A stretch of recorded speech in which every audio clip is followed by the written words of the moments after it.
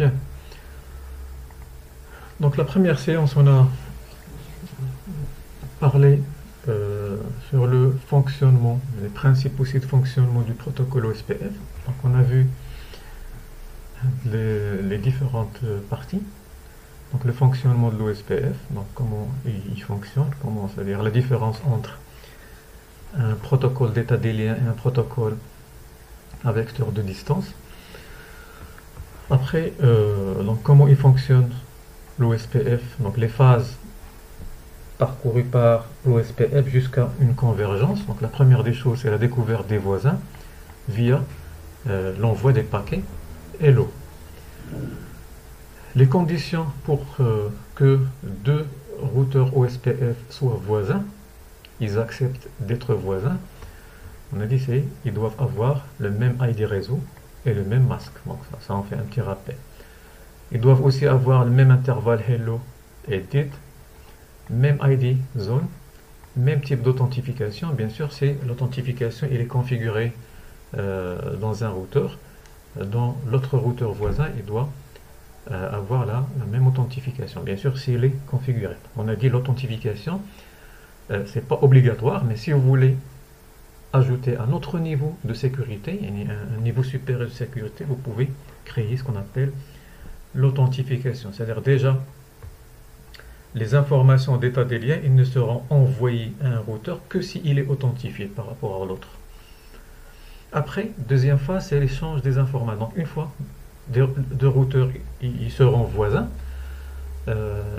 après ils vont échanger des informations d'état des liens. L'état des liens, c'est quoi? C'est tout simplement les réseaux qui sont directement connectés à chaque routeur. Il va les envoyer avec le type, le coût, donc tout ça, ce qu'on appelle les états de Monsieur, lien. Oui, monsieur, vous n'avez pas fait l'appel pour le groupe TRI 204B. si, s'il vous plaît, Raj, je dis quand je commence, vous devez... 204A, mais 204B, monsieur, vous n'avez pas fait l'appel.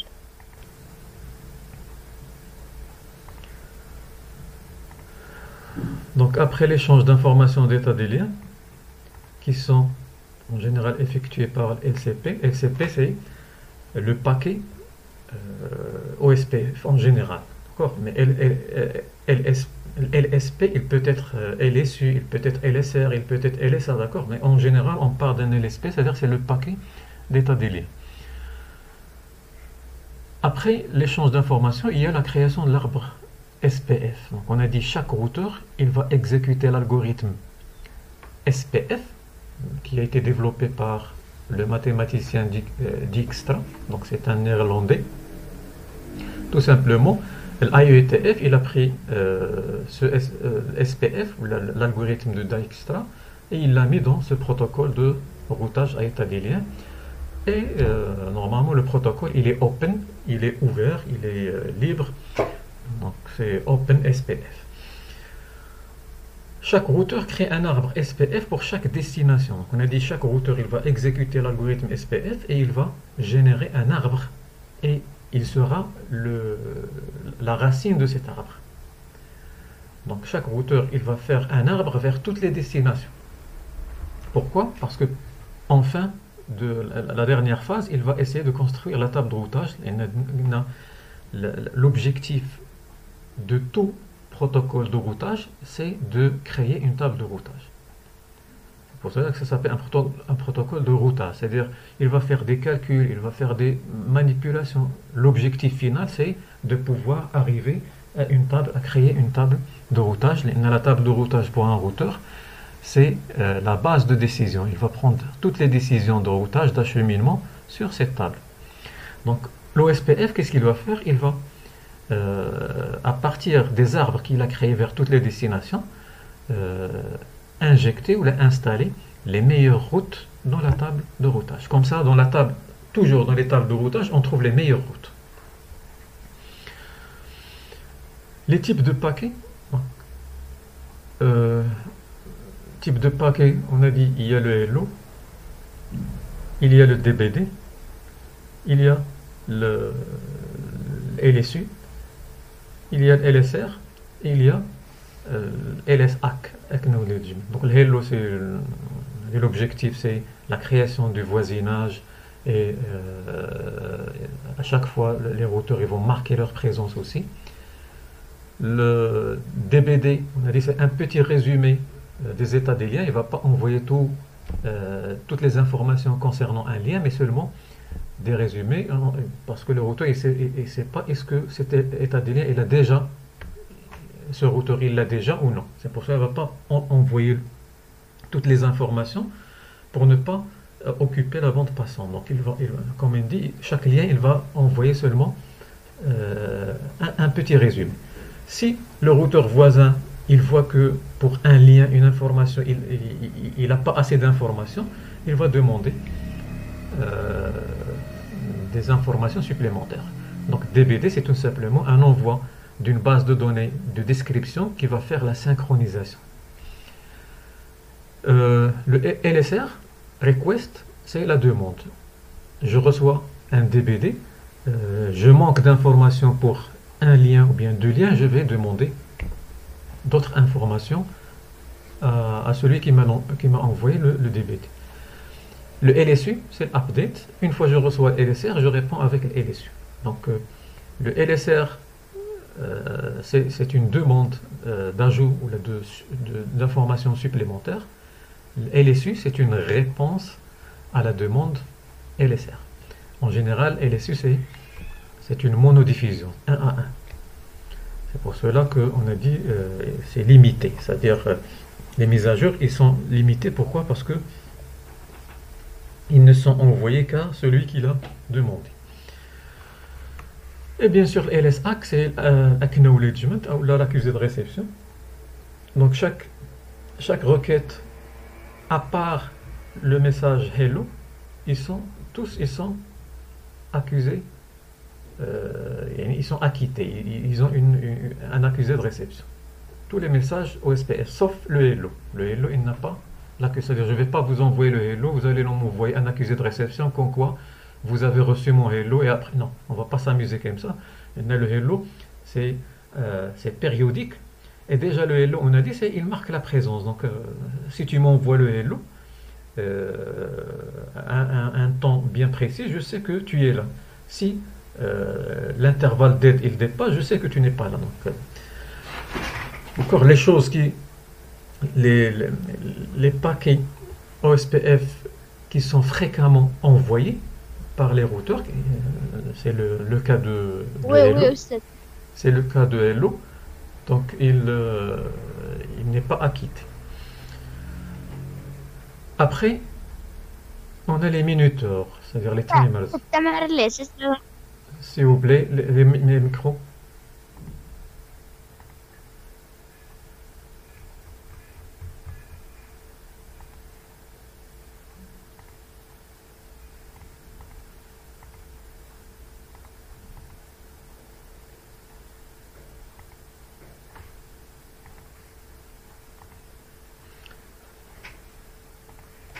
Donc les timers OSPF, l'intervalle Hello, on a dit 10 secondes pour le réseau BMA. BMA, c'est les Broadcast Multi-Access, hein, les réseaux qui marchent avec les diffusions. Et 30 secondes pour les réseaux NBMA, hein, les réseaux qui ne marchent pas avec les non-broadcast. De toute façon, vous allez travailler, comme j'ai dit, avec réseau BMA, genre point à point, hein, et partage. La période en secondes entre les transmissions de paquets Hello sur l'interface, c'est ça l'intervalle Hello. L'intervalle dead, on a dit 4 fois le Hello, 40 secondes aussi pour les réseaux BMA et 120 pour les réseaux NBMA. Donc l'intervalle dead, c'est l'intervalle, il spécifie la durée en secondes pendant laquelle un routeur OSPF attend avant de déclarer un voisin non disponible. C'est ça. Je vais attendre le Hello, je vais patienter 4 fois. Si tu n'envoies pas 4 fois le Hello, je vais te déclarer hors service. L'intervalle wait, on a dit il est égal à l'intervalle dead, sauf que l'intervalle wait, c'est-à-dire, comme j'ai dit, quand un routeur démarre, durant les premières 40 secondes, s'il ne reçoit pas de Hello, il va se déclarer lui-même DR. Intervalle retransmit. J'attends un routeur, il envoie par exemple une mise à jour. Quand il n'a pas reçu l'accusé de réception de son voisin, il va attendre 5 secondes. S'il ne reçoit pas l'accusé de réception, il va essayer de retransmettre de nouveau la même information. Les mises à jour OSPF, ils sont en multidiffusion et le SPF, il utilise deux adresses de multidiffusion pour IP version 4 et deux adresses de multidiffusion pour IP version 6. Donc OSPF version 2, on voit qu'il utilise seulement les adresses IP version 4. OSPF version 3, il a été développé pour prendre en charge IP version 6. Donc vous remarquez, ils ont laissé les mêmes numéros de fin, 5 et 6, la même chose. Donc on a dit, si vous vous rappelez, ça c'est tous les routeurs OSPF, il écoute dans 224.0.0.5 et 224.0.0.6 seulement le DR et le BDR qui écoutent ici. La même chose. Si vous avez une topologie IP version 6, vous avez FF02.2:5, c'est pour tous les routeurs OSPF IP version 6. Et la même chose, FF02.2:6, c'est seulement DR et BDR pour OSPF version 3, c'est-à-dire un réseau IP version 6. Chaque adresse IP de multidiffusion est mappée sur une adresse MAC, c'est-à-dire si vous prenez cette adresse IP de multidiffusion, il a son propre adresse MAC. La même chose, 24.0.0.6, il a son propre adresse MAC. Bon, c'est pour cela qu'on dit un mappage.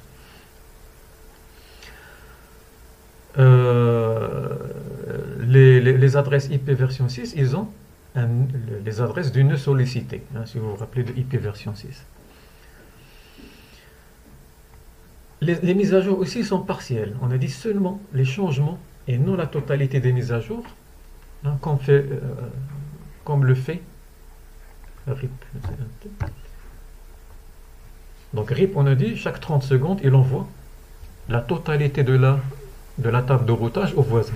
Là, ici, non. S'il n'y a pas de changement, OSPF, il est calme. Il n'est pas bavard comme le RIP.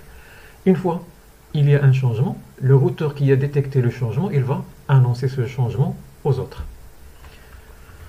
Déclencher, c'est ça. Donc une fois un changement il est survenu, automatiquement il sera annoncé aux autres. Donc c'est ce qu'on appelle le déclencher, c'est-à-dire les changements ils sont vite annoncés après leur déclenchement. Limiter, la mise à jour de routage envoyée uniquement au routeur qui l'a demandé, c'est ça. Donc je vous ai envoyé LSR, c'est à moi seul que tu vas m'envoyer le LSU. Tu ne vas pas le mettre en multidiffusion. Le paquet Hello contient, donc on a dit le RID, et bien sûr le RID des voisins s'il existe. C'est-à-dire, si déjà moi j'ai des voisins, je vais les mettre dans mon Hello. Mais au début, quand j'ai pas encore de voisins, je vais l'envoyer avec seulement mon propre RID. C'est pour cela que si j'ai des voisins, s'il existe. L'ID réseau et le masque de ce réseau, donc ce sont des informations qu'on peut trouver dans le paquet Hello, dans des champs. Le Hello, il a des champs. Chaque champ, il a une information.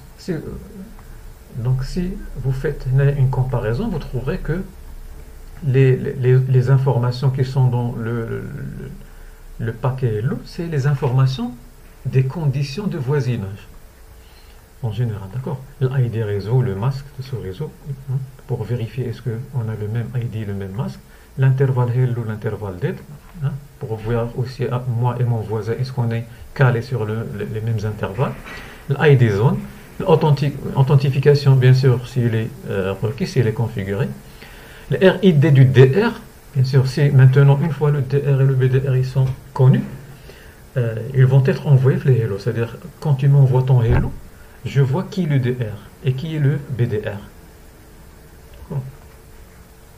Et la priorité. Donc la priorité, on a dit, c'est la priorité OSPF des interfaces.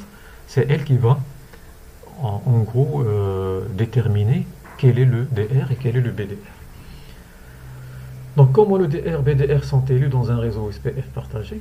Donc on a vu aussi euh, le premier routeur OSPF qui démarre dans les premiers 40 secondes, l'intervalle wait, on a dit, automatiquement, si un routeur démarre et pendant les 40 premières secondes, il n'a pas reçu de hello, c'est-à-dire il ne connaît même pas les voisins, il n'a rien, il ne connaît même pas qui est le DR, qui est le BDR, il va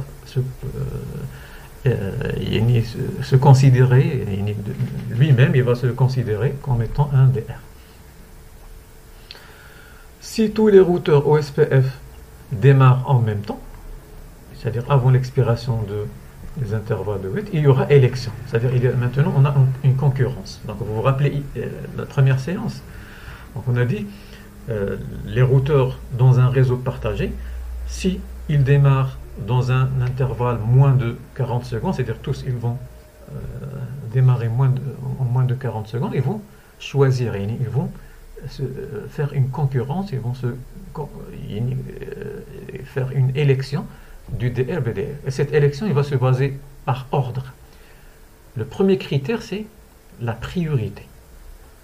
Donc parmi ces routeurs qui vont se concurrencer pour avoir le rôle DR, celui qui a la priorité la plus élevée, il sera DR.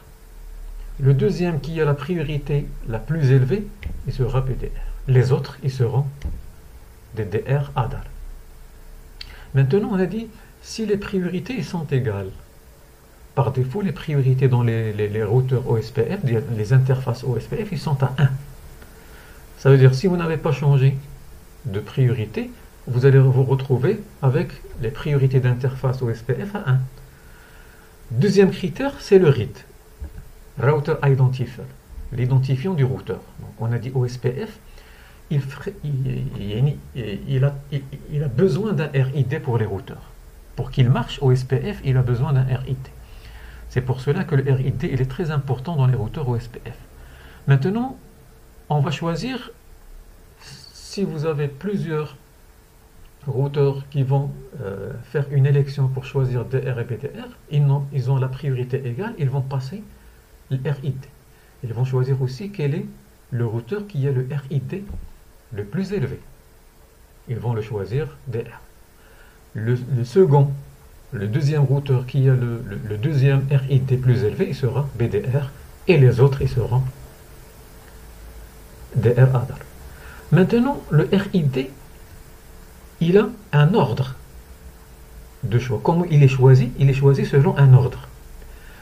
Le RID, s'il est entré manuellement, c'est-à-dire avec la commande, vous avez fait la commande router ID, on va le voir par la suite, Inch'Allah, les TP, c'est-à-dire c'est moi qui va paramétrer statiquement le RID du routeur. Je vais dire, toi en tant que routeur, voilà le RID que je vais vous choisir. Si maintenant le routeur n'a pas une entrée manuelle du RID, c'est-à-dire on n'a pas configuré manuellement le RID, le RID, il sera quoi? Il sera la plus grande adresse IP des interfaces loopback. C'est-à-dire si le routeur il a une seule loopback, il va prendre l'adresse IP de cette loopback. Si le routeur il a 2 ou bien 3 adresses loopback, il va choisir quelle est la plus grande adresse IP de ces 3 interfaces loopback, il va la considérer comme RID. Maintenant, si vous ne l'avez pas configuré manuellement et il n'y a pas d'interface loopback, qu'est-ce qu'ils ont dit? L'OSPF, il va choisir l'adresse IP des interfaces physiques du routeur. Ils sont activés. Bien sûr, ils doivent être app. Ou l'interface, même s'il n'a pas OSPF configuré. C'est-à-dire, imaginez, vous avez un routeur avec 3 interfaces, mais seulement vous avez choisi une seule interface là où vous avez activé l'OSPF. C'est-à-dire, les deux autres, l'OSPF n'est pas activé dans ces deux autres. Même si ces interfaces qui ne sont pas activées pour l'OSPF, si ils ont une adresse IP plus grande, il sera choisi comme RID. Donc ça c'est le rappel. Avant de continuer, j'aurais aimé faire le petit rappel pour rafraîchir un petit peu les mémoires. Donc maintenant on continue. On a pris, la même chose, je vais prendre le schéma. Par exemple, si on prend cette topologie, donc j'ai des routeurs dans un réseau partagé, vous remarquez, il y a un switch, un réseau partagé, R1, R2, R3, R4, et avec cette configuration. Donc, c'est-à-dire, j'ai une zone, donc area 0, R1, j'ai une interface qui est là où il y a l'OSPF, hein, c'est-à-dire ces interfaces qui sont dans l'area, c'est-à-dire ils sont configurés pour l'OSPF. Ça, giga de ce routeur n'est pas configuré, c'est une interface non OSPF. Ce routeur, il a deux loopbacks, donc les loopbacks, la même chose, que ça soit donc ici dans l'OSPF ou non, ce sont des loopbacks. On a des loopbacks normalement, généralement, c'est pour les tests, pour simuler un réseau, mais l'OSPF, il utilise les loopbacks. Pourquoi il les utilise? Parce que le loopback, il n'est jamais up, il n'est jamais, pardon, down. Bien sûr, sauf si l'administrateur les a mis down. Une fois que vous créez le loopback, il est up, c'est-à-dire s'il se base sur le read il est basé sur up, et sur le loopback, il sait que le loopback n'est jamais up, c'est-à-dire toujours le routeur, il aura, pas comme l'interface physique. L'interface physique, il peut être down. Imaginez le câble, il est mal branché, vous avez un problème de câble à chaque fois. Parfois, les cartes, les connexions, ils sont intermittentes, c'est-à-dire il est up, après il est down, après il est up. Et s'il est down, ou le RID, il est basé sur l'interface physique, le processus SPF, il va faire un autre calcul. Ou imaginez une interface qui est mal branchée, et il va être up, après down, le processus, il va être calculé de SPF, après il sera up, le processus, donc c'est un réseau instable. C'est pour cela que le choix, le premier, c'est RID manuel. Si on va choisir à partir de l'interface, le deuxième choix, c'est à partir de loopback. Le loopback, il n'est jamais down, il est toujours up. Donc je suis sûr que si le RID, il est pris de loopback, il sera toujours up, il sera toujours le RID. Même si les interfaces physiques, ils tombent, bien sûr, down. Voilà, donc sur routeur, on a deux interfaces loopback. R4, il a un RID manuel. R3 est la priorité et RID manuel. Donc si on vous demande, dans cette topologie, quel est le routeur DR et quel est le routeur BDR. Donc je vais vous laisser une minute de réflexion et on va reprendre.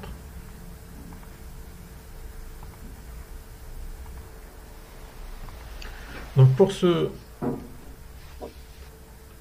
cette topologie, donc la première des choses, la règle, qu'est-ce qu'elle dit? Pour choisir pour élire un DR, la première des choses, celui qui a la priorité la plus élevée. Maintenant, on voit les priorités des 4. R1, la priorité égale à 1. R2, priorité égale à 1. Pardon. On n'a pas changé. Et on a dit par défaut, les priorités ils sont égales. Ici, on a la priorité changée. Donc, parmi ces 4 routeurs, quel est celui qui a la priorité la plus élevée? Donc, la première des choses, c'est la priorité. On ne passe pas au RID tant qu'on a des priorités différentes. Si on a des priorités égales, on passe à RID. Est-ce que c'est clair?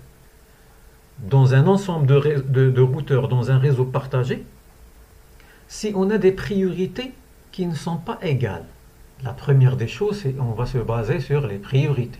Même si on a seulement un qui a une priorité qui est différente. D'accord? Mais quand est-ce qu'on passe au RID pour choisir DR? Si on a toutes les priorités égales. Est-ce que, dans notre cas, on a toutes les priorités égales? Non. Donc on a les 3 routeurs R1, R2, R4, ils sont laissés à leur priorité par défaut qui est 1. Et on a R3, on a configuré, on a changé la priorité, on l'a configuré à 100. Donc, dans ces quatre routeurs, celui-là, automatiquement, c'est lui le DR. Donc, Monsieur, une question s'il vous plaît. oui. Monsieur, mais on ne sait pas si les autres routeurs ont une priorité de 1. Alors, on a dit, par défaut, la Même si priorité, il est c'est à à 1. défaut, Là, par défaut, monsieur, pardon, si on c'est vous, pas affiché. si on vous mentionne pas qu'il a été modifié, prenez-la par défaut. D'accord. D'accord? Si on va vous montrer que la priorité elle a été changée, on va vous mettre à côté du routeur priorité égale. Si on ne l'a pas fait, c'est automatiquement, c'est la valeur par défaut qui est 1. D'accord? Maintenant, on a le DR. C'est bon. Est-ce qu'on peut avoir un autre DR? Non. Je dois avoir maintenant le rôle BDR. BDR. La même chose, BDR, qu'est-ce qu'il dit? Le deuxième qui a la priorité la plus élevée. Est-ce que maintenant, parmi ces trois, il y a quelqu'un qui a la priorité plus élevée? Non. Pourquoi? Parce que par défaut, on a dit, ils sont à 1. Donc maintenant, la priorité, ce n'est pas un critère de choix pour moi. Donc, priorité égale, je passe le RID. Maintenant, je peux passer le RID. Pourquoi? Parce que les priorités sont égales. Donc, je dois faire ressortir le RID de chaque routeur.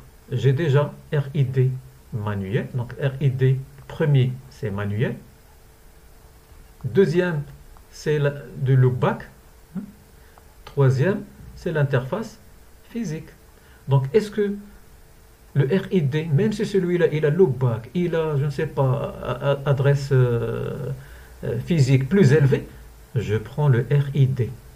Pourquoi? Parce que c'est lui qui a la priorité. Donc R4, le RID de R4, c'est ça. Je vais passer maintenant à R2. R2, il n'a pas le RID configuré. Il a une adresse IP d'interface physique. Il a deux adresses IP d'interface loopback. Donc, qu'est-ce que je vais... le R2, il va être représenté par quelle adresse IP? Donc, la deuxième... Donc, il n'a pas manuel. Je dois passer la plus grande adresse IP des loopbacks. Donc, je vais comparer ces adresses et je trouve que cette adresse, normalement, il est la plus grande. Donc, il va être considéré comme le RID de R2. Maintenant, R1. R1 n'a pas le RID manuel, n'a pas de loopback, mais il a seulement des interfaces physiques, c'est-à-dire des adresses IP des interfaces physiques. Et la règle, qu'est-ce qu'il dit? La plus grande adresse IP des interfaces physiques activée, même si l'adresse qui a la plus grande adresse IP d'interface physique ne fait pas partie de OSPF. Donc la plus grande ici, c'est quoi? Bien sûr, c'est ça. Même si j'ai mis ici non OSPF, c'est-à-dire cette interface n'est pas OSPF. Ça peut être seul, ça peut être d'un autre protocole, par exemple RIP, ou peu importe. Et pour vous montrer, c'est-à-dire les interfaces physiques, pas forcément celle là où il est activé OSPF, non. Donc ça, c'est le RID de R1. Donc maintenant, une fois j'ai tous les RID des routeurs, je peux les comparer, c'est très facile. Donc comparez maintenant les RID. Celui qui a le RID le plus élevé, c'est qui? C'est R1. Hein? Vous suivez? C'est R1. Donc c'est pour cela que maintenant, le DR, c'est ça. Et le BDR, c'est ça. Et les restes, ce sont des DR ADA. DR ADA. Est-ce que c'est clair? Donc la première des choses, on commence par la priorité. Hein, même si j'ai dit un seul qui a la priorité différente, automatiquement, lui, il sera DR. Si les priorités, que ce soit au début ou là par la suite, au choix de BDR, comme le cas qu'on a ici, on n'a plus maintenant les priorités, tous les routeurs restants, ils ont la même priorité. Maintenant, le RID qui va faire la différence. Le RID, on va le choisir pour chaque routeur, on doit choisir son RID. On doit suivre l'ordre. Est-ce qu'il a manuel? S'il n'a pas manuel, est-ce qu'il a l'adresse loopback? S'il n'a pas l'adresse loopback, est-ce qu'il a une adresse physique, une adresse IP de l'interface physique? Clair? Pas de confusion? C'est clair, monsieur. Oui, monsieur. D'accord. Maintenant, on va poursuivre. Si dans cette topologie, donc on a dit déjà, celui-là c'est le DR, pour avoir une mention, le DR, le BDR. Maintenant, si on fait entrer dans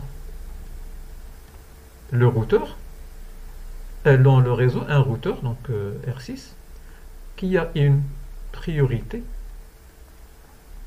200. Donc on a dit que la priorité, ce sont des valeurs entre 0 et 255. J'ai entré un routeur R6 à ce réseau qui est déjà fonctionnel. Hein. J'ai intégré un autre routeur, mais ce routeur, il a la priorité la plus élevée. Bien sûr que le DR. Qu'est-ce qui va se passer? Ce routeur ne sera jamais DR. Donc la logique d'OSPF, si dans un réseau il y a déjà un DR, même si vous faites entrer un autre routeur qui a la priorité plus élevée que ce DR, il n'aura jamais le rôle de DR. Donc quand un réseau il a le DR, ce DR il reste pour toujours. Donc si je veux que ce DR ne soit plus DR, par exemple celui-là, il y a d'autres, on va voir par la suite, comment on peut, c'est-à-dire faire des manipulations de telle sorte un autre routeur soit à la place DR. Mais tant que le DR il existe, personne ne peut prendre son rôle. Tant que le BDR existe, personne ne peut prendre son rôle. D'accord? Pas comme STP. Si vous vous rappelez de STP, si jamais un switch il entre dans le réseau de commutation, un nouveau switch avec un BID inférieur que celui du root bridge, automatiquement il sera root bridge. Ici non. Ici, même si vous faites entrer un routeur avec priorité ou bien même avec un RID plus élevé, si le choix il se fait à partir de RID, il ne sera pas DR. D'accord? Maintenant, si le DR, on n'a pas ça, si le DR tombe en panne, tout fonctionne bien, à un moment donné, le DR tombe en panne. Le BDR, il sera DR. Et entre ces deux, il y aura une élection du BDR. Pourquoi? Parce que dans un réseau, il faut obligatoirement un et un seul DR, un et un seul BDR. On ne peut pas avoir une topologie de réseau partagé avec seulement un DR, il n'y a pas le BDR. Non, impossible, ça ne marche pas. Ou là, il y a le BDR, il n'y a pas le DR. Non. Dans une topologie, même si vous avez seulement deux routeurs liés avec un câble Ethernet partagé, un, il doit être DR, l'autre BDR. Parce qu'il y a deux. Il n'y a pas ici dans cette topologie de DR adder. Mais avec switch, vous pouvez avoir, si vous avez trois routeurs, vous aurez un DR, l'autre un autre BDR et un autre. Et le troisième, il sera DR adder. D'accord? Donc, dans ce cas, qui sera le R2 ou bien R4, qui sera le BDR?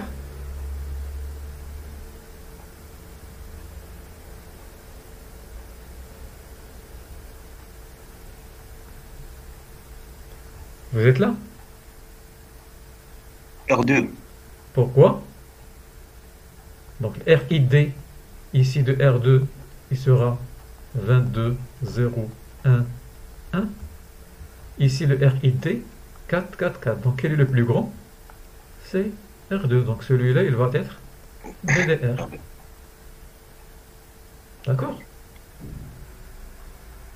Maintenant, si le DR revient en ligne, il a été en panne, et maintenant il a été réparé,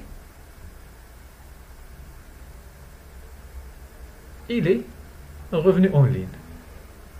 Quand il revient en ligne, il revient avec le statut DR, mais il va trouver qu'il y a déjà un DR. Donc jamais il sera DR. Donc à chaque fois, dans un réseau, il y a le DR, personne ne peut lui prendre sa place. Mettez ça dans votre mémoire. Donc une fois vous avez... Oui. Monsieur, si ce BDR qui est devenu DR est tombé aussi en point. Le BDR? Ça, celui-là.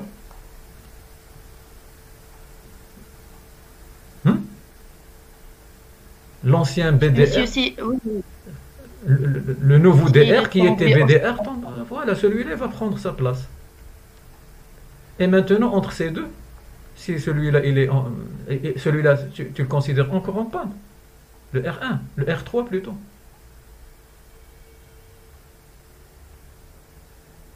Donc si ce R3 il est toujours en panne, celui-là il sera l'ancien BDR sera DR et automatiquement celui-là sera BDR. Parce que maintenant on a deux routeurs qui sont en panne ou dans un réseau partagé, on doit avoir un DR et un BDR. Mais si maintenant les anciens reviennent au réseau, ils n'auront pas le statut. Il y en a déjà dans le réseau, on a un DR et un BDR. Donc une fois quelqu'un prend le siège d'un DR, il ne peut pas le donner à quelqu'un d'autre. Donc si un routeur entre dans le réseau, il trouve déjà qu'il y a un chef, le DR et son assistant, il ne peut pas prendre leur rôle, même s'il a la priorité la plus élevée. Donc j'ai donné l'exemple avec un DR en panne et il revient. Donc il revient, comme le cas que j'ai dit, il revient avec le statut. Par exemple, celui-là en premier, il était DR. Il était DR. Celui-là BDR. S'il tombe en panne, celui-là il va devenir DR. Il va choisir entre ça, on a dit celui-là qui sera BDR. S'il revient en ligne, il revient en ligne avec la notion qu'il est DR. Mais qu'est-ce qu'il va faire? Il va trouver que déjà dans le réseau, il y a un DR. On ne peut pas avoir dans un réseau de DR. Donc c'est pour cela que il va devenir DR ADA. Quand est-ce qu'il peut devenir Mais monsieur, DR? vous avez dit que si... Quand est-ce qu'il peut devenir DR? Si on recalcule le processus de nouveau. D'accord? Mais si il y a déjà un DR dans le réseau et vous faites entrer un routeur, même s'il a une priorité plus élevée que lui, il ne peut jamais être DR. Pour qu'il soit DR, on doit refaire le calcul OSPF, c'est-à-dire le processus OSPF, il doit faire le calcul de nouveau pour choisir quelles sont les priorités les plus grandes, et à un moment donné, il va revenir à celui-là qui a la priorité la plus grande, il va le choisir DR. Mais il rentre soudainement comme ça dans le réseau et il trouve un DR qui est là, donc il ne peut jamais prendre son rôle. D'accord? Est-ce que c'est clair?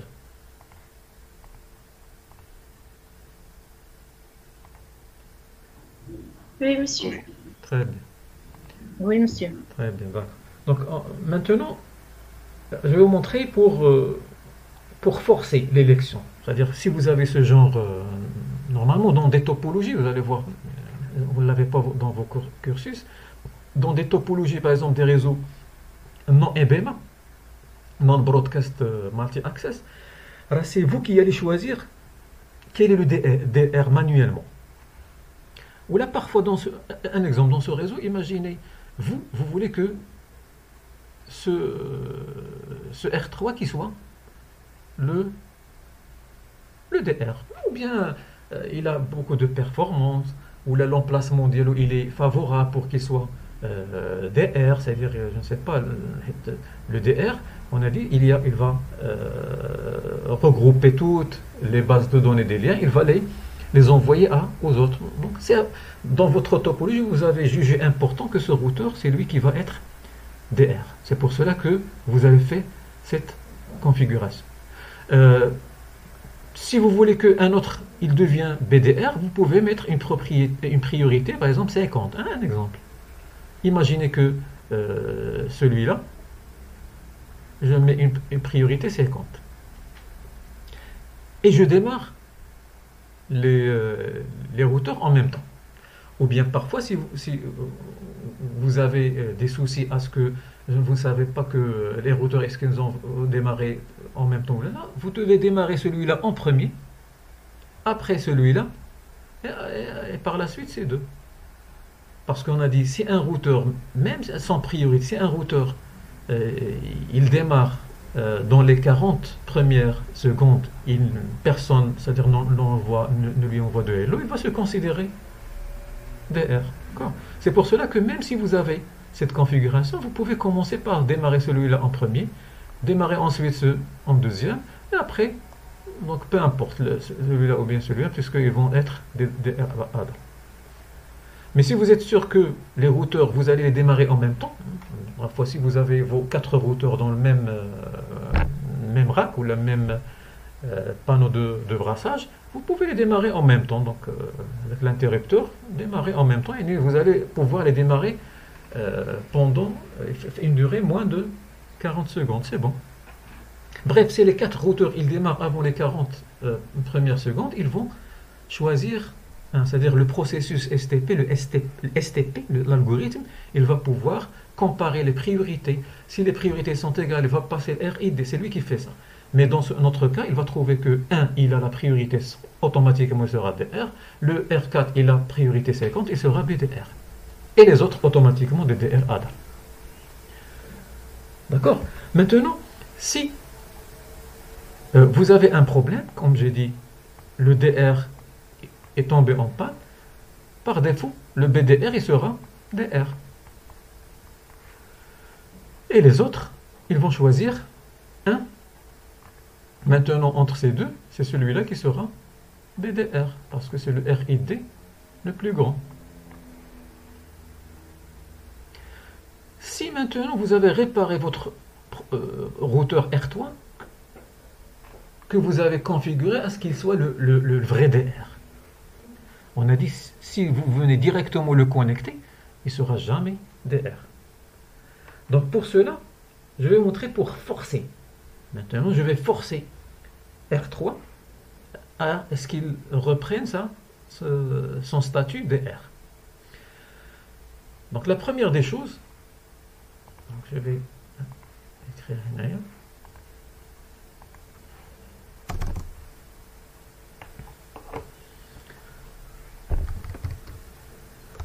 Pour forcer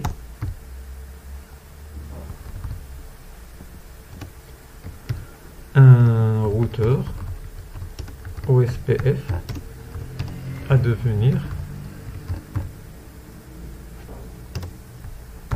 DR.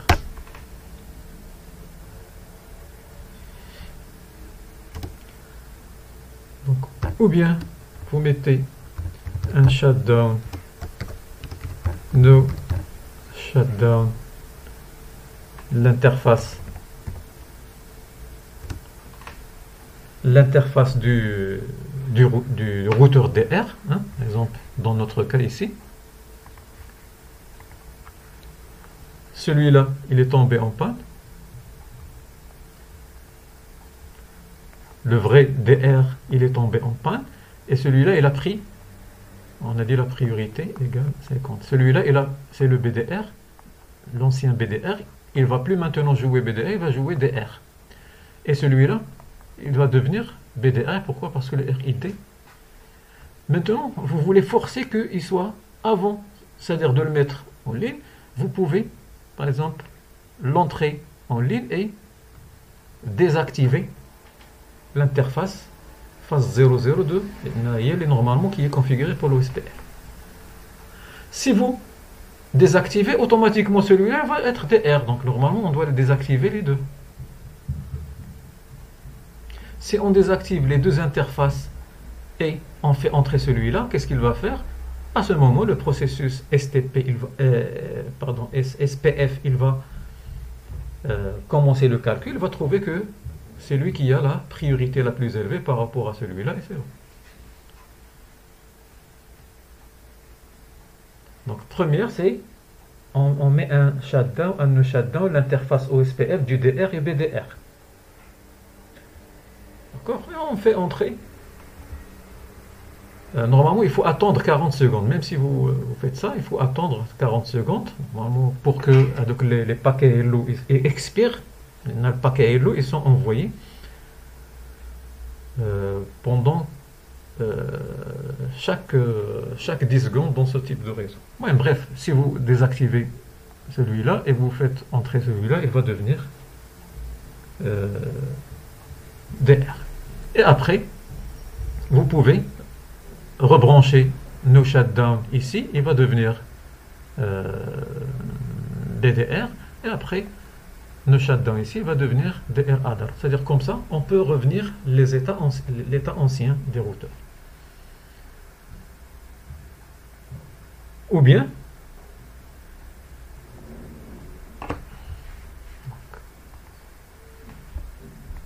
deuxièmement, on fait un reload.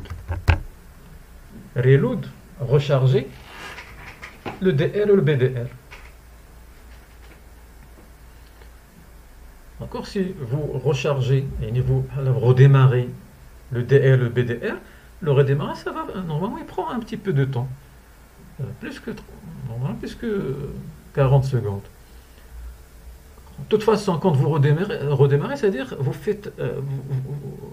vous reprenez le processus STP des deux routeurs au début.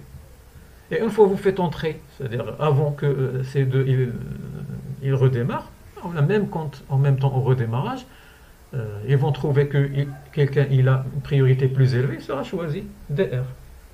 Donc dans notre cas ici, si je démarre R4 et R1, R4 c'est lui qui a pris le rôle de DR, et R1 qui a pris le rôle de BDR, si on les redémarre et on fait intégrer le R3, l'ancien DR, il sera DR. Deuxième méthode, d'accord? Troisième, on va relancer le processus OSPF. Donc il y a une commande qui s'appelle clear IP OSPF process. Cette commande, c'est une commande en mode privilégié. Il permet de seulement relancer le processus OSPF. C'est-à-dire, si je mets un reload ici, je redémarre tout le routeur. Les services du routeur, tous les services du routeur seront redémarrés. Ici, non. Si je mets un clear IP, c'est comme je vais relancer seulement le processus OSPF. C'est-à-dire, je vais dire au processus de ce routeur, refais le calcul. Ici, il refait le calcul. Il va voir quel est le routeur qui a la priorité la plus élevée. Donc, imaginez ces routeurs.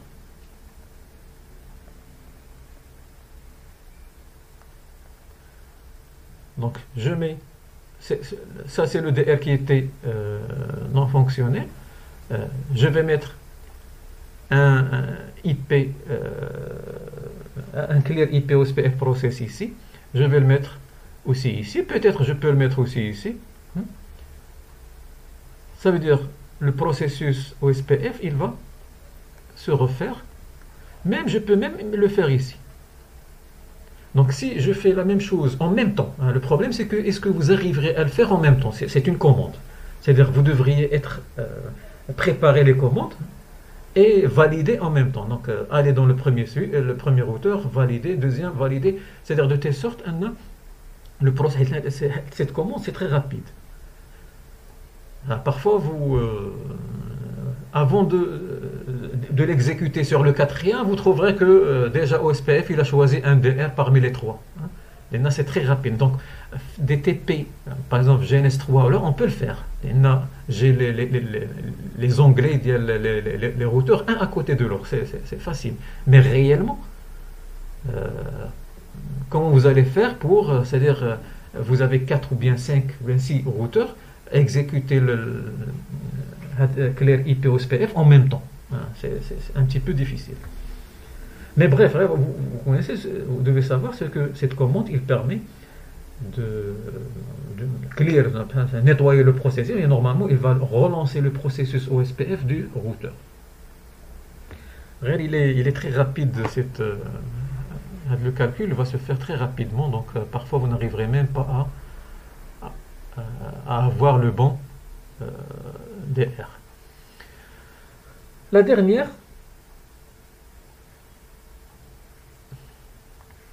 c'est la préemption. Je crois que ce terme, vous le connaissez. STP. Voilà, donc plutôt FHRP, donc les protocoles de redondance du premier saut. La préemption, preemption. Donc configurer la préemption. Vous vous rappelez de la préemption, donc c'est-à-dire style à la sultan. Hein. Donc ça veut dire, si vous avez un DR, je vais revenir de l'image ici. Si j'ai ici l'ancien DR, il est en panne, maintenant celui-là il est DR, BDR. Si je viens au DR et je vais le mettre une priorité égale à 0. Je viens ici, je vais mettre priorité égale à 0. Et moi, entre nous, je préfère cette dernière.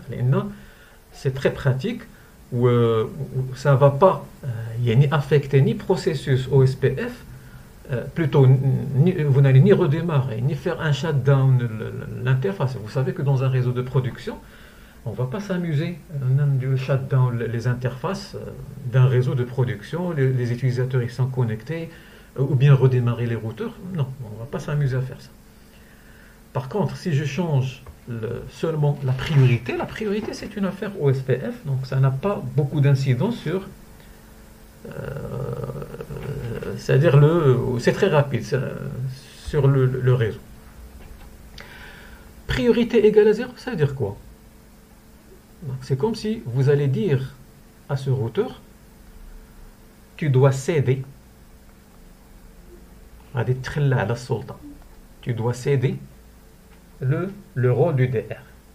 Tu vas demander une démission. Une fois on configure DR ou un routeur avec P égale à 0, s'il est DR ou BDR, qu'est-ce qu'ils vont faire? Ils vont envoyer un resign. Vous vous rappelez de resign, donc une demande de démission au réseau. Ils vont dire, voilà, moi qui a la priorité, ou le routeur qui a la RID 444, je vais démissionner du rôle DR. L'autre, moi, le RID 192.68.1, je vais démissionner du rôle BDR. Et si ces deux, ils démissionnent, c'est-à-dire ils vont plus être DR, ils vont démissionner, ils ne veulent pas ce rôle. Automatiquement, celui-là, il va reprendre ce rôle. Donc ça, ce qu'on appelle aussi la préemption. La préemption, c'est une fois la priorité 0, il est configuré dans un DR ou bien un BDR, ils vont envoyer une demande de démission au réseau, et celui qui a la priorité ou bien le RID le plus grand, il sera élu DR. Un deuxième qui a la deuxième priorité ou bien le deuxième RID grand, il sera BDR. D'accord? Donc priorité 0 pour un DR, BDR, c'est la préemption. Si n'importe quel routeur maintenant, vous le configurez en priorité égale à 0. Priorité égale à 0, ça veut dire je ne participe pas aux élections.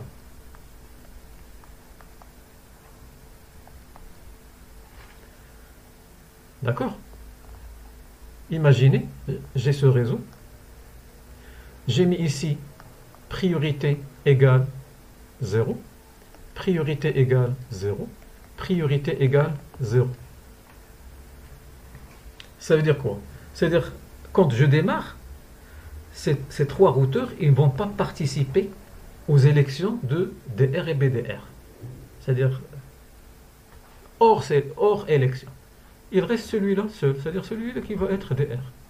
Si je mets la même chose, imaginez maintenant, j'ai ici celui-là, j'ai laissé celui-là, et ici j'ai mis P égale à 0, P égale à 0. C'est-à-dire, dans les quatre routeurs, j'ai deux qui ne vont pas participer aux élections. Ils ont laissé la place seulement, donc dans le groupe, j'aurai seulement deux participants aux élections. Et automatiquement, celui-là, s'il démarre les deux, celui-là, il sera DR et celui-là, il sera BDR. Je suis sûr que avec P égale à 0, le routeur, il sera toujours DR ADA.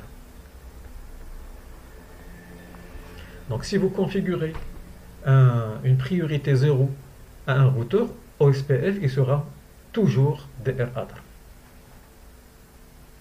En aucun cas, il ne peut être DR ou bien BDR. Pourquoi? Parce que déjà, il ne participe pas aux élections.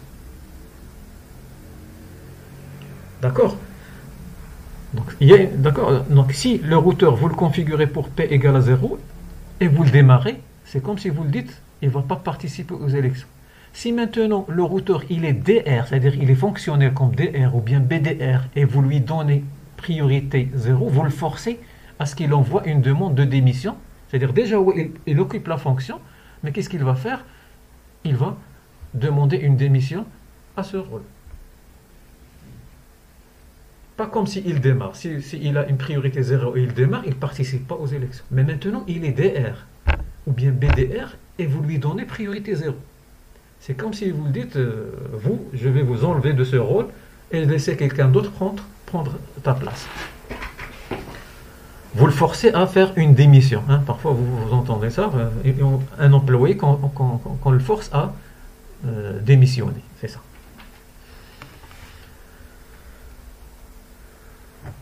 D'ailleurs, donc dans les réseaux point à point, série, réseau série, si vous avez OSPF, la priorité des interfaces sérielles, par défaut, c'est priorité égale 0. Même si vous la changez, automatiquement, il devient 0. Pourquoi? On a dit, il n'y a pas d'élection DR, BDR dans un lien série. Les priorités par défaut, une fois les interfaces Ethernet, Fast Ethernet ou le Giga Ethernet, par défaut, la priorité égale à 1. Pourquoi? Parce qu'on a un réseau partagé. Les interfaces série, ils ont des priorités 0. Ça veut dire, les interfaces OSPF série, ils ne participent pas dans l'élection DR ou BDR. D'ailleurs, si vous avez deux routeurs qui sont liés avec lien série, il n'y a pas la notion de DR, BDR. Quand est-ce qu'il y aura une élection DR, BDR? Si vous avez un lien partagé entre deux routeurs. Ethernet, Fast Ethernet, Giga Ethernet, c'est ce qu'on appelle lien partagé. À ce moment-là, priorité elle est égale à 1 sur chaque par défaut. Il y aura DR et BDR. D'accord? Donc si on vous dit pourquoi le lien série ou le point à point n'ont pas le DR BDR, tout simplement parce qu'ils sont configurés dans un lien point à point, et le lien point à point par défaut il a une priorité 0 qui ne participe pas normalement aux élections. C'est comme ça, donc ils ont fait comme ça. C'est-à-dire les liens série ils n'ont pas besoin d'un DR et BDR puisque il n'y a pas plusieurs chemins pour atteindre où là il y a plusieurs destinataires. Donc, seulement on a un message qui va d'un point et il arrive automatiquement de l'autre point. Clair, les principes diagnostiques, c'est-à-dire une fois le DR tombe en panne, le BDR il le remplace, d'accord. Une fois on a le DR, il est toujours en ligne, le BDR tombe en panne. C'est la même logique. Si vous avez votre DR et on a par exemple le BDR, si le BDR maintenant qui tombe en panne, automatiquement ces deux, ils vont choisir quel est le BDR. Hein, le DR, il est toujours en ligne. Puisqu'on a dit dans un réseau, on doit avoir un seul DR et un seul BDR. Maintenant, le BDR qui est en panne. D'accord? Donc, si un DR ADR il est en panne, il n'y a pas un nouveau processus qui se calcule dans SPF. Quand est-ce le processus il se calcule? Quand il y a DR tombe en panne, ou bien quand il y a le BDR tombe en panne.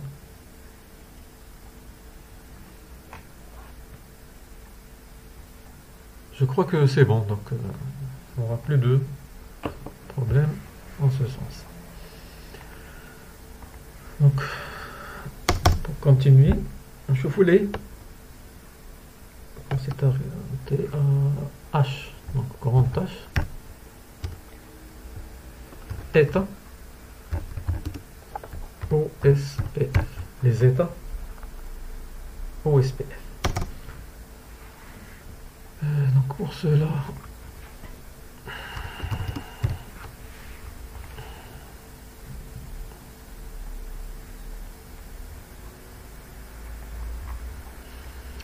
voilà, c'est ça les états. Donc j'ai l'état down. Donc c'est quoi l'état down? L'état down, il n'y a pas d'échange de hello. D'accord?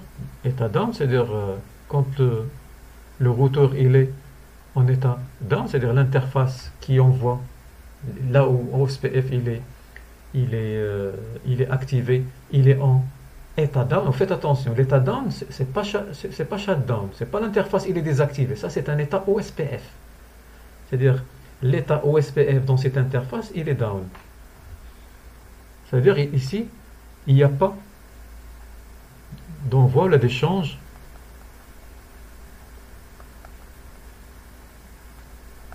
hello.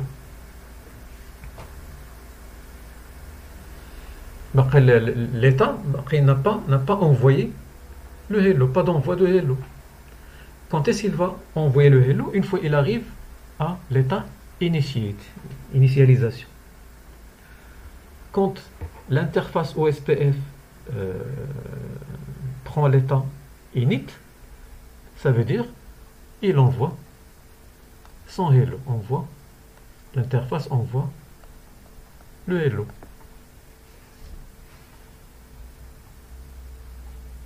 D'accord? L'état two-way, ce qu'on a appelé bidirectionnel. Two-way, c'est-à-dire les deux sens, ou bien deux chemins. C'est quoi two-way? Et là, on a normalement, j'ai des voisins, R1, R2. D'accord? R1, il va envoyer le hello. On a dit, qu'est-ce qu'il va mettre? Il va mettre son propre RID. On va l'appeler RID R1. Il l'envoie. Ça, c'est init. Mon interface, il est initialisé. Une fois il est initialisé, j'envoie mon premier hello. La même chose, une fois l'interface de R2 il est initialisé, il va envoyer son propre hello. Qu'est-ce qu'il y a dans le hello? On a dit les informations, ce qui nous intéresse, le RID maintenant. Hein? L'authentification, la priorité, tout ça. Non, je vais simplifier. Donc, RID de R2. Ça, c'est aussi le hello. C'est-à-dire cette interface, il est en init. Maintenant, quand l'interface passe à two-way, two-way, ça veut dire quoi? Ça veut dire chaque routeur, il va voir son RID dans le hello de l'autre. Faites attention, essayez de suivre. C'est-à-dire, quand je reçois, maintenant, j'envoie le premier hello, c'est ça. Quand ce premier hello arrive à cette interface, R2, qu'est-ce qu'il va faire? Il va essayer d'envoyer son hello, mais il va ajouter l'ID du voisin. C'est-à-dire, il va mettre ici RID R1. Hein, si vous vous rappelez le hello, j'ai dit, il y a un champ RID, et j'ai mis entre parenthèses le RID des voisins s'il existe. Maintenant, le hello, une fois il est reçu par R1, R1, qu'est-ce qu'il va faire? Il va voir son RID dans le hello de R2. D'accord? La même chose. Qu'est-ce qu'il va faire? Il va forger un autre hello. Il va mettre son propre RID, toujours R1, il va mettre RID de R2. Il va l'envoyer, c'est-à-dire maintenant R2, il va voir son RID dans le hello de R1. C'est ce qu'on appelle two-way. Two-way, c'est-à-dire si chaque routeur voit son RID dans le hello de l'autre. C'est-à-dire à ce moment-là, c'est two-way.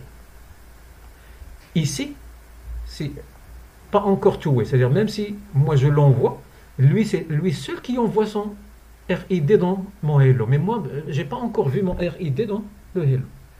Donc c'est pour cela que quand est-ce que je dis R1 et R2 ils sont voisins, des vrais voisins, si ces deux interfaces passent à two-way.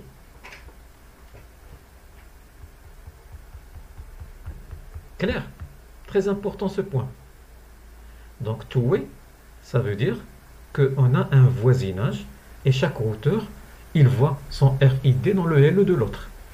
Si un seul routeur voit son RID et l'autre n'a pas encore vu son RID dans le hello du voisin, c'est pas two-way. Un, il est toujours en init. D'accord? Donc c'est pour cela que... Pardon. Donc, je vais enlever ça.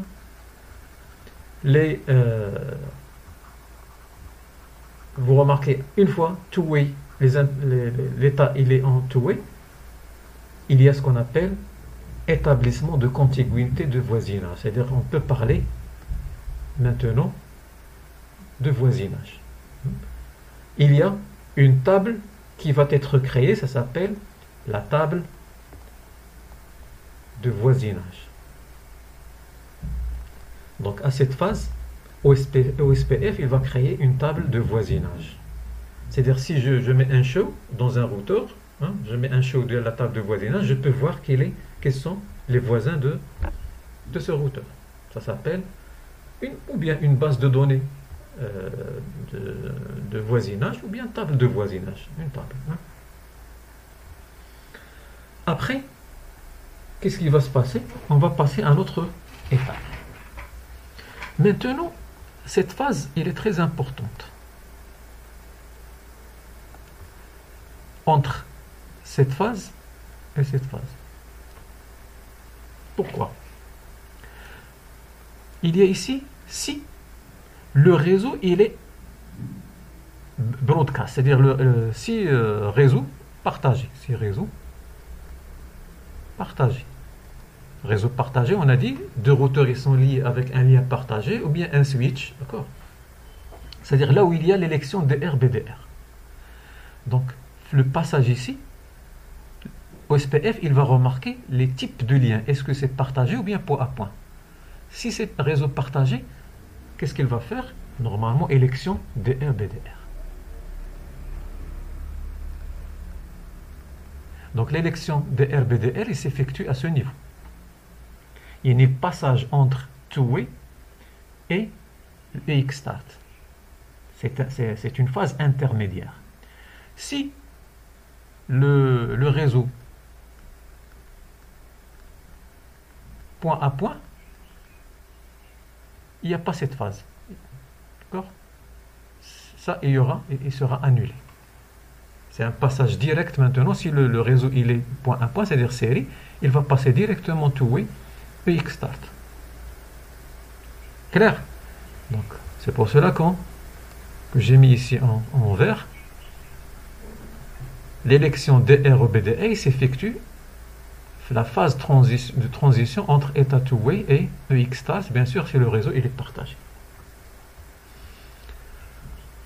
Maintenant, l'autre phase, le EXStart. EXStart, le choix du maître routeur master slave, maître et esclave. Donc ici, tout simplement, parmi les deux routeurs voisins, on va voir quel est le maître et quel est l'esclave. Le maître, c'est celui qui a le RID le plus élevé. RID plus élevé. Faites attention, ce n'est pas la priorité. Ça veut dire, vous pouvez avoir deux routeurs. Celui-là, il a une priorité 100. Celui-là, il a une priorité 1. Il est laissé, une priorité 1, c'est-à-dire il est laissé à la valeur par défaut.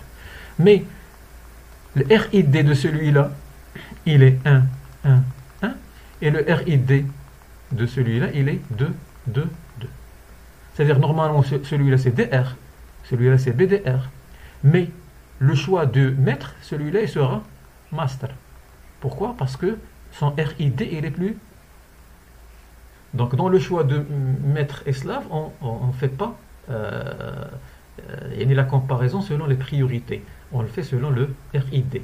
C'est pour cela que, même si vous avez un DR ou bien un BDR, pas forcément le DR il soit le maître. Donc, imaginez maintenant, vous n'avez pas DR, BDR et vous avez un lien série.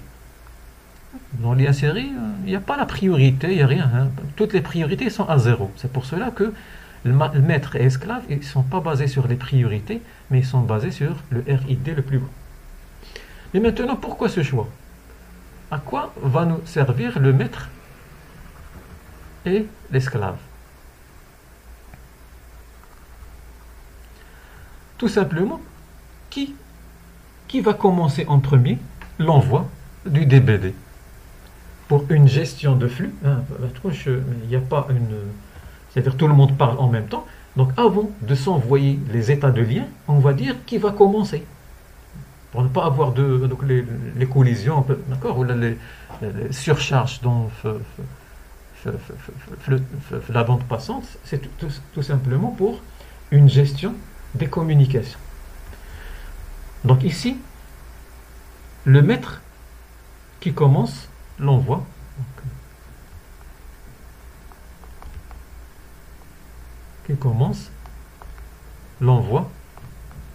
des BD.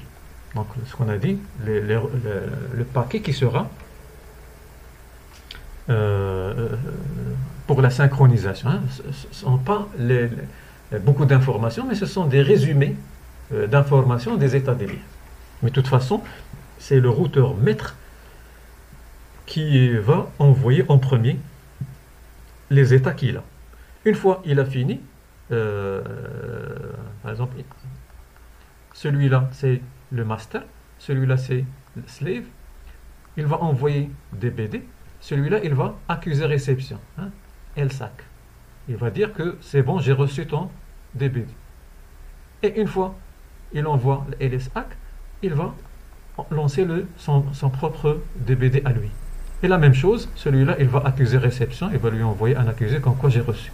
Donc toujours, j'envoie la requête, j'attends accusé de réception. Une fois l'accusé de réception, c'est bon. Donc l'autre, il peut, à son tour, lui envoyer ce qu'il a. Hein. Chacun, il va partager les informations qu'il connaît avec le voisin. Clair?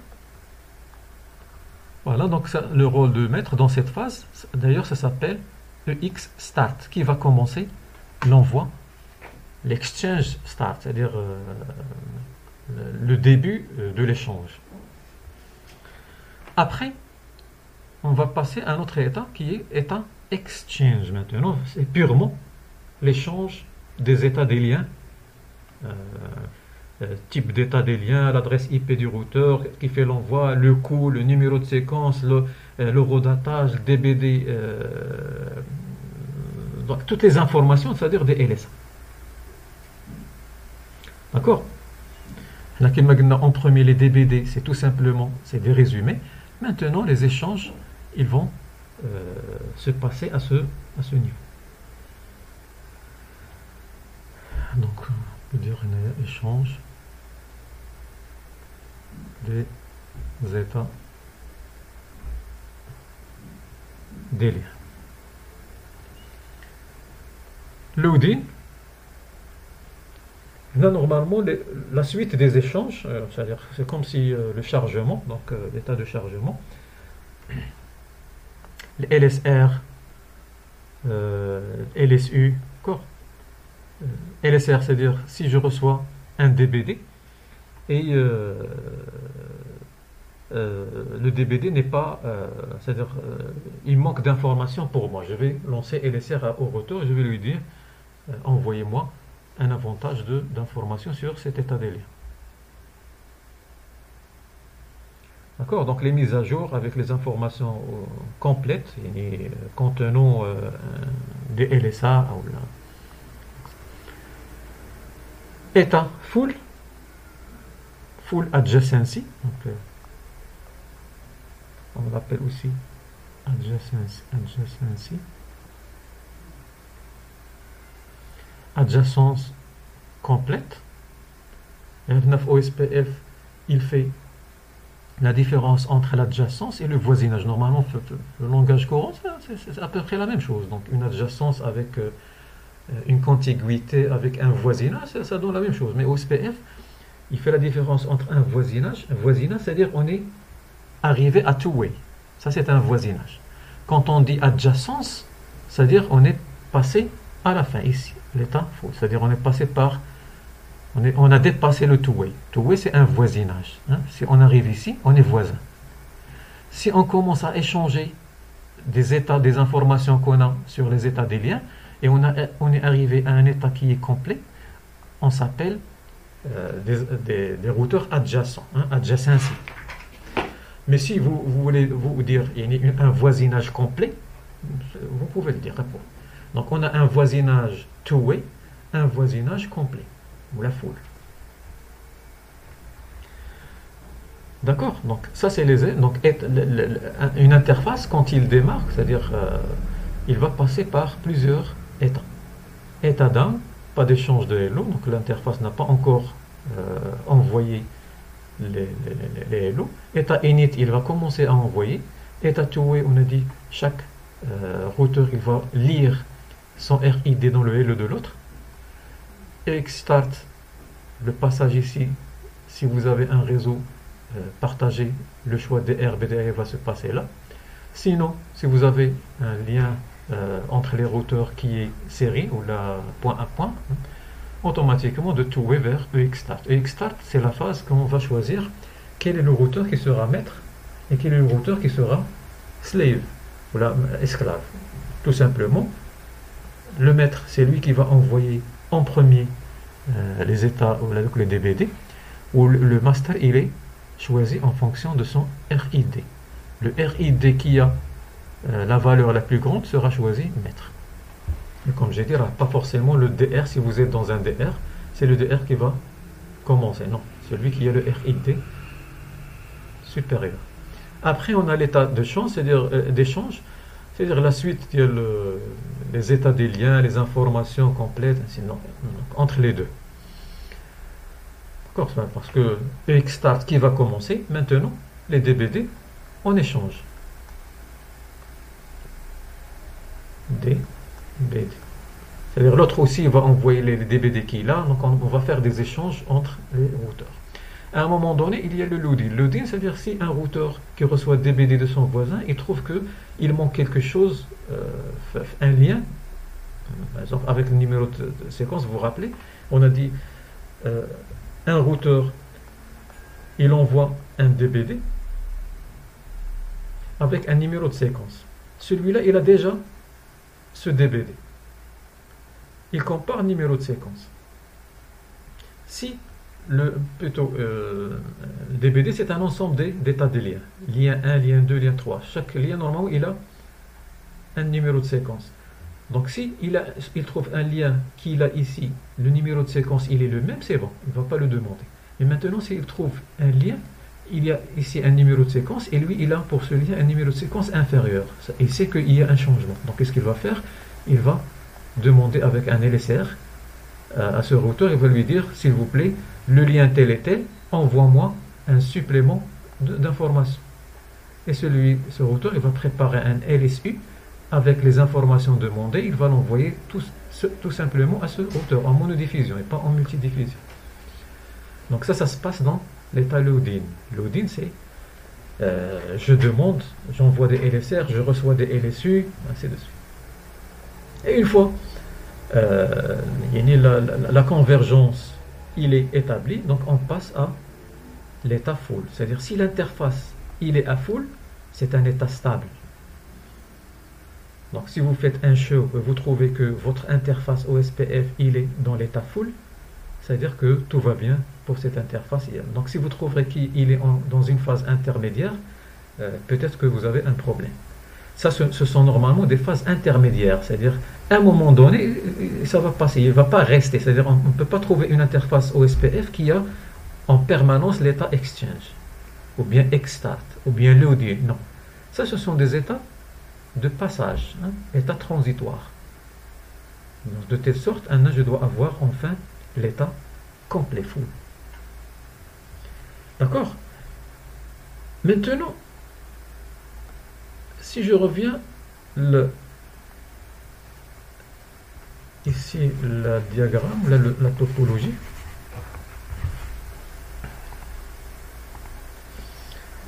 dans notre, je vais prendre une autre topologie.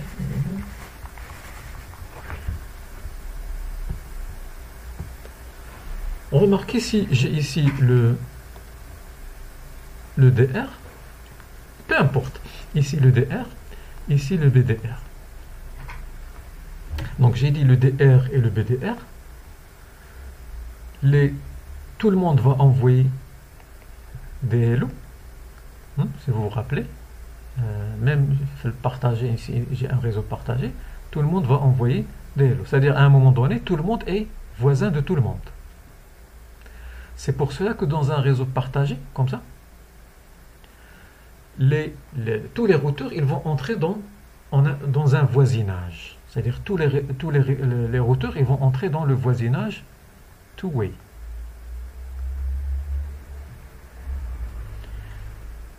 Plutôt, ils vont passer par ce voisinage.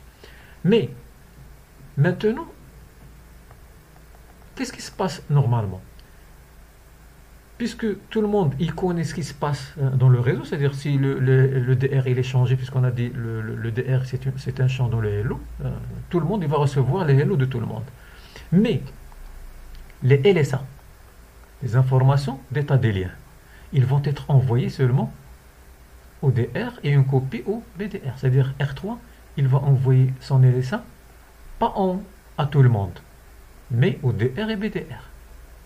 La même chose, R4, il va envoyer son LSA au DR et BDR. Il ne va pas l'envoyer, pas comme ça. Les LSA, ils ne vont pas être échangés entre les DR ADR. D'accord? Donc si je dis que tous les routeurs, normalement, ils vont être voisins, mais seulement les DR ADR qui vont envoyer des LSA. Si on revient le diagramme ici, est-ce que vous pouvez me dire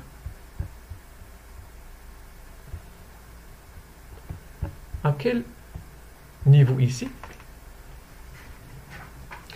les LSA et tout ça, ils sont envoyés. Donc j'ai dit à partir, donc cette phase,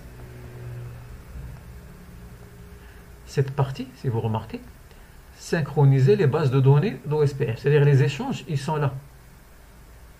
Donc ça commence par ici. D'accord? Donc les LSA et tout ça, c'est cette partie. Ici, c'est les hello. Dans cette partie, il n'y a pas l'envoi des LSA, des bases de données de contiguïté. Il y a seulement chacun, il va envoyer les informations, son réseau, la priorité, son RID, les informations qu'on a dit flux. L'objectif de cette phase, c'est tout simplement de monter un voisinage. Maintenant, les deux phases qui sont stables, ce sont ces deux phases. Ces deux two-way, full. Mais, état two-way, quand est-ce qu'on la trouve? Si on a une topologie comme ça. Topologie partagée. Donc DR, ça c'est DR, BDR, DR ADAR, dr other. Donc les dr other, ils entrent dans une relation two-way. C'est-à-dire ils ne complètent pas, ils vont s'arrêter au voisinage. C'est-à-dire R3, il sait qu'il a un voisin R4, c'est bon. Mais est-ce que R3, il va envoyer des LSA à R4? Non. C'est pour cela que, tout simplement, ils vont arriver à un état two-way. Par contre, entre un DR other et le DR et le BDR, puisqu'il y a les LSA, ils vont aller jusqu'à full adjacency. Très important comme information. Voilà. Vous devez vous rappeler de ça. Donc, dans une topologie partagée, là où il y a DR et BDR, les DR other, le maximum, là où ils vont arriver, c'est two-way. C'est-à-dire, si vous trouverez dans le show, c'est-à-dire vous allez vérifier votre configuration, et vous allez dans les DR et BDR, vous trouvez que c'est two-way. C'est stable. C'est pas un problème. Parce que c'est la limite là où ils peuvent arriver. Mais vous devez trouver entre un DR et DR ou bien un DR et BDR, vous devez trouver que l'état il est full. Pourquoi? Parce que il y a des LSA qui seront envoyés dans ce statut. La même chose entre ce BDR, entre ce DR other et le BDR et DR other et DR full. D'accord? Donc c'est pour cela que j'ai dit les deux états stables dans un réseau partagé, c'est two-way entre les DR other et full dans DR other et DR et BDR.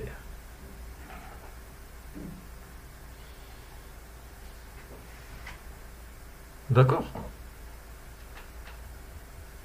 Ou bien sûr aussi entre donc normalement c'est ici le DR, on a dit il va envoyer des LSA, l'ensemble des LSA il va l'envoyer là aussi c'est faux. Mais dans un réseau partagé, two-way il est aussi considéré comme un état stable. Dans un réseau point à point,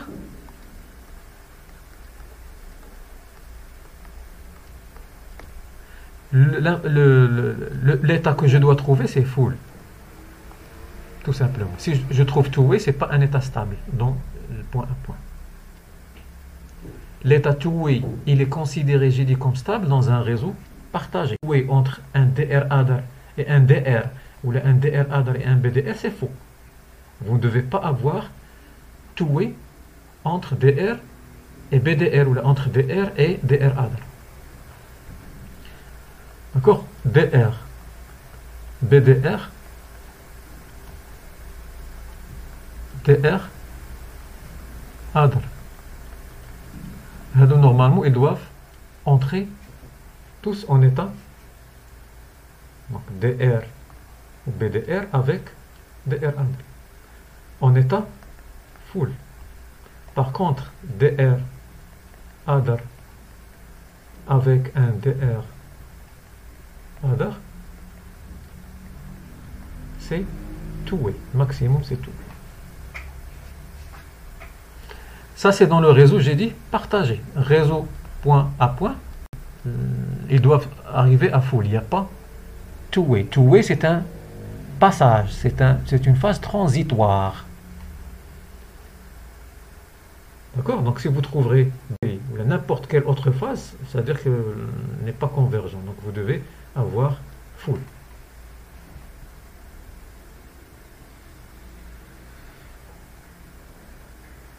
D'accord? Donc